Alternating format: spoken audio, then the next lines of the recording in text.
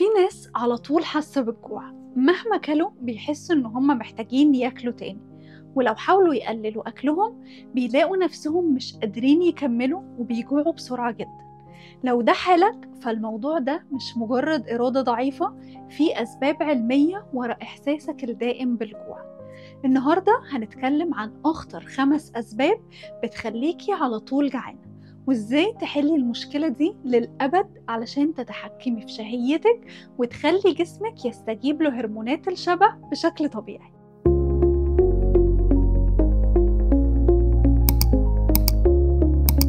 هلو، أنا آية بلان. أول سبب هو إنك مش بتاكلي أكل طبيعي لوحده وبتعتمدي على الإضافات والصوصات. الأكل الطبيعي في صورته الأصلية بيكون طعمه متوازن، يعني مش مسكر قوي ولا مالح قوي. بس مع الأكل الصناعي والبروسيسد فود اللي حوالينا بقينا متعودين على الطعم القوي، سواء كان مسكر جدا أو مملح جدا أو مليان توابل وصوصات. إزاي ده بيخليكي جعانة طول الوقت؟ كل ما بتاكلي أكل فيه كاتشب، صوص رانش، مايونيز، صوص باربيكيو، جبنة سايحة، كل ما مخك بيطلب منك تاكلي أكتر، لأن النكهات القوية دي بتحفز مركز المكافأة اللي موجود في المخ. المشكلة إن الأكل ده مش بيشبع زي الأكل الطبيعي، لأن الجسم مش بيحس إنه خد احتياجاته من الأكل، فبعد شوية هتلاقي نفسك جعانة تاني. حل المشكلة دي إنك تبدأي تدربي نفسك على طعم الأكل الطبيعي من غير أي إضافات. لو بتحبي الكاتشب جربي الطماطم الطازة بداله. لو بتحبي الصوصات جربي تعملي صوص صحي في البيت بزيوت طبيعية وحاجات مفيدة. قللي السكر والملح بالتدريج علشان حساسيتك للطعم ترجع تاني، وهتحسي إن الأكل الطبيعي بقى طعمه أحلى بس مع الوقت. تاني سبب هو السمنة وزيادة الدهون في الجسم. ده بيخليكي مش بتحسي بالشبع. كل ما نسبة الدهون في جسمك بتزيد، كل ما جسمك بيبدأ يبقى مقاوم لهرمون الشبع اللي هو الليبتين هرمون، وده بيدخلنا في ليبتين ريزيستنس، يعني بيخليكي تاكلي أكل أكتر لأن جسمك مش قادر يستجيب لهرمون الشبع حتى لو أكلتي كمية كبيرة من الأكل. طب إزاي ده بيحصل أصلا؟ هرمون الليبتين هو المسؤول عن إرسال إشارات للمخ تقوله أنا شبعت خلاص كفاية، لكن لما الدهون بتزيد في الجسم المخ بيبدأ يطنش الإشارات دي وما يستجيبش ليها أصلا. بالتالي بتفضلي تاكلي وتاكلي وما تحسيش بالشبع، لأن جسمك بقى عنده مقاومة لهرمون الليبتين. والمشكلة بتزيد أكتر لو الأكل اللي بتاكليه مليان سكريات ونشويات زي العيش الأبيض، المكرونة والحلويات. طب إيه الحل بسرعة؟ الحل إنك تقللي نسبة الدهون الزايدة في جسمك عن طريق إنك تقللي الأكل اللي بيعمل مقاومة للهرمونات زي السكر والدقيق الأبيض والأكل المصنع. تزودي البروتين والدهون الصحية زي المكسرات، زيت الزيتون والأفوكادو، علشان تحفزي هرمونات الشبع إنها تشتغل صح. وكمان حاولي تمشي على نظام فيه وجبات منظمة وصيام متقطع علشان تحسسي جسمك بالشبع الطبيعي من غير ما تحسي بحرمان. وتالت سبب هو وقت الفراغ الكتير والأكل العاطفي.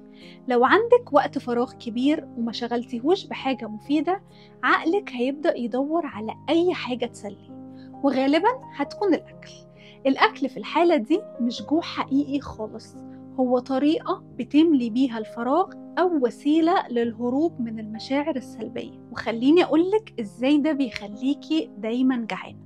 لما بتكوني فاضية عقلك هيروح في حتتين، يا إما للماضي وذكريات الماضي السلبية، أو هيفكر في المستقبل، وده ممكن يخليكي تحسي بالتوتر والاكتئاب.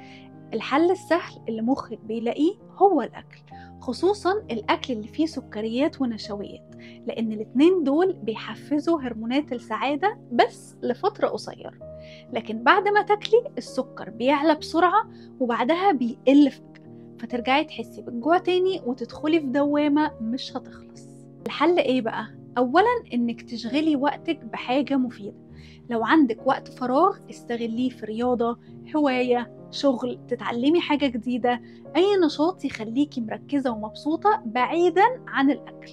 تاني حاجة، قبل ما تاكلي اسألي نفسك هو أنا فعلا جعانة ولا أنا زهقانة ومتضايقة؟ اشربي كوباية مية الأول أو اعملي أي حاجة تاني، ولو بعد 15 دقيقة لقيتي نفسك لسه جعانة يبقى ده فعلا جوع حقيقي وانتي محتاجة تاكلي، مش مجرد زهق. ورابع سبب، إنك متعودة تاكلي طول الوقت. في ناس كتير متعودة إنها تاكل على مدار اليوم من غير ما تحس، حتى لو هم مش جعانين. لقمة من هنا على شوية سناكس من هناك، شوية عصير، شوكولاتاية صغيرة، وبعدها تسألي نفسك هو أنا ليه حاسة بالجوع طول الوقت؟ خليني أقولك إزاي ده بيأثر على شهيتك. لما بتاكلي طول الوقت الجسم ما بياخدش فرصة إن هو يحرق الدهون المتخزنة، لأنه على طول في حالة هضم. مستوى الأنسولين في دمك بيفضل عالي، وده بيخلي جسمك ما يفهمش إمتى المفروض يحرق دهون أو يحس بالشبع أصلا، فبالتالي هتفضلي جعانة حتى لو كلتي كميات كبيرة. حل الموضوع ده إنك تجربي تقللي عدد الوجبات بدل ما تاكلي طول اليوم. يعني ممكن تكتفي ب3 وجبات بس في اليوم. وممكن كمان تمشي على نظام الصيام المتقطع، يعني تخلي عندك وقت معين للأكل ووقت معين جسمك بيريح فيه الجهاز الهضمي ويحرق الدهون المتخزنة. كلي وجبات مشبعة مليانة بروتين ودهون صحية وألياف علشان تفضلي شبعانة لفترة أطول. خامس سبب، إنك مش بتمشي على نظام الأكل الصح اللي المفروض يظبط الشهية. أغلب الأنظمة الغذائية بتعتمد على تقليل السعرات، بس مش بتركز على الجسم خالص إن هو يستجيب للشبع والجوع بشكل طبيعي.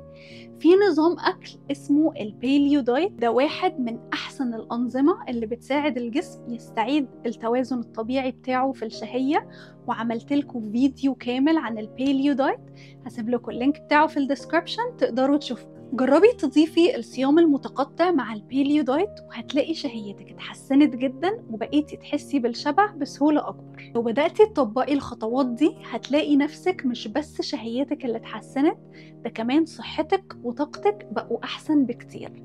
قولولي في الكومنتات حابين الفيديو الجاي يبقى عن ايه، ولو الفيديو ده عجبكم ما تنسوش تعملوا له لايك وسبسكرايب للشانل، واستنوني في فيديو جديد.